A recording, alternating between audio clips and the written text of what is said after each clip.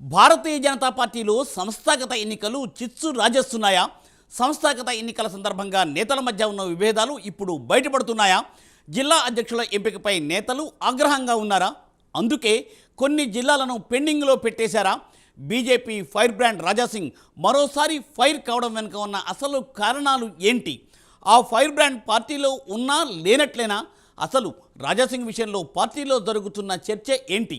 తెలుసుకోవాలంటే watch the story.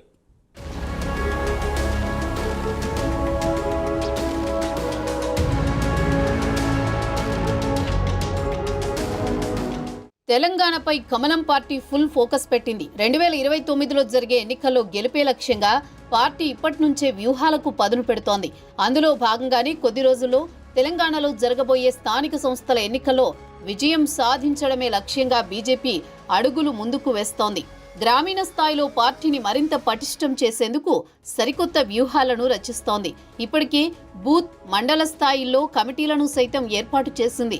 ఇందులో భాగంగానే ఆయా జిల్లాలకు అధ్యక్షులను నియమిస్తోంది పార్టీ అధిష్టానం. కొద్ది రోజుల క్రితమే 19 జిల్లాలకు అధ్యక్షులను నియమించింది పార్టీ అధిష్టానం. అయితే తాజాగా మరో 4 జిల్లాలకు అధ్యక్షులను నియమించింది. యాదాద్రి జిల్లా అధ్యక్షుడిగా ఊటుకూరు అశోక్ గౌడ్, సంగారెడ్డి జిల్లా అధ్యక్షుడిగా సి గోదావరి, మహబూబాబాద్ జిల్లాకు వల్లభు వెంకటేశ్వర్లు, గోల్కొండ, గోషామహల్కు టి ఉమామహేంద్రను నియమించింది బీజేపీ పార్టీ.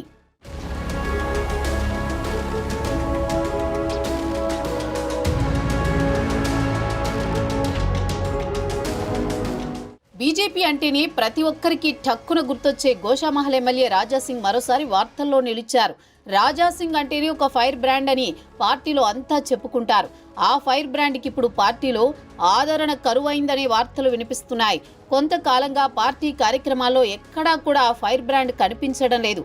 నిజంగానే పార్టీ నేతలు ఆ ఫైర్ బ్రాండ్ని దూరం పెడుతున్నారా, లేక పార్టీ వ్యవహారాలు నచ్చక అతనే దూరంగా ఉంటున్నారా అనే చర్చ పార్టీ వర్గాల్లో జోరుగా జరుగుతోంది.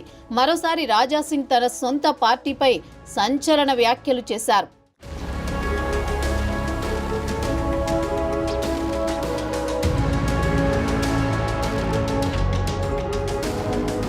తెలంగాణలో బీజేపీ వీక్గా ఉన్న సమయంలో కూడా హిందుత్వ నినాదం లేవనెత్తి గెలిచిన ఏకైక ఎమ్మెల్యే రాజాసింగ్.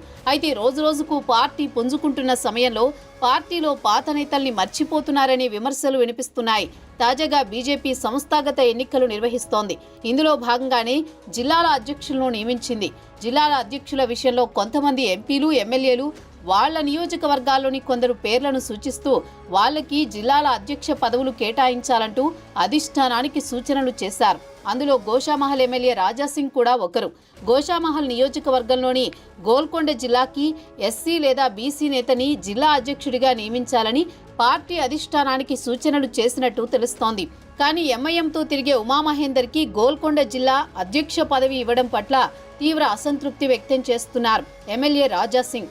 ఎక్కడైనా ఇన్ఛార్జీలను నియమించేటప్పుడు నియోజకవర్గ ఎమ్మెల్యేలు, ఎంపీలు సూచించిన వాళ్ళకే పదవులు ఇస్తారు. కానీ ఇక్కడ మాత్రం వేరే వాళ్ళకి ఇవ్వడం పట్ల పార్టీలోని సీనియర్ నేతలు గుర్రుగా ఉన్నట్టు తెలుస్తోంది.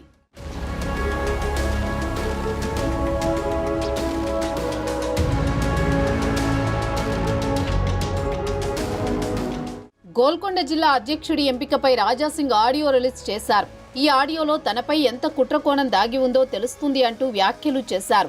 అధిష్టానానికి తమతో పని లేదు అనుకుంటున్నారా, తమ అవసరం లేదని అనుకుంటున్నారా అంటూ ఘాటు వ్యాఖ్యలు చేశారు.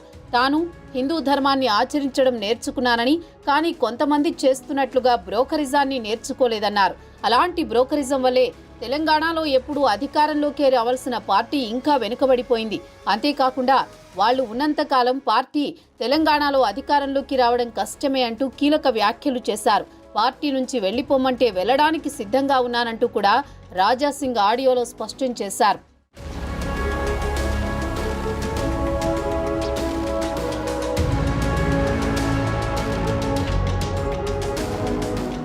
జిల్లాల అధ్యక్షుల నియామకం పట్ల ఎమ్మెల్యే రాజాసింగ్ చేసిన వ్యాఖ్యలను పార్టీ అధిష్టానం ఎలా తీసుకుంటుందో అన్నది ఇప్పుడు ఆసక్తికరంగా మారనుంది. తన అవసరం పార్టీకి లేదా పార్టీ నుంచి వెళ్లమంటే కూడా వెళ్లిపోవడానికి సిద్ధంగా ఉన్నానన్న వ్యాఖ్యల పట్ల అధిష్టానం ఎలాంటి నిర్ణయం తీసుకుంటుందో వేచి చూడాల్సిందే.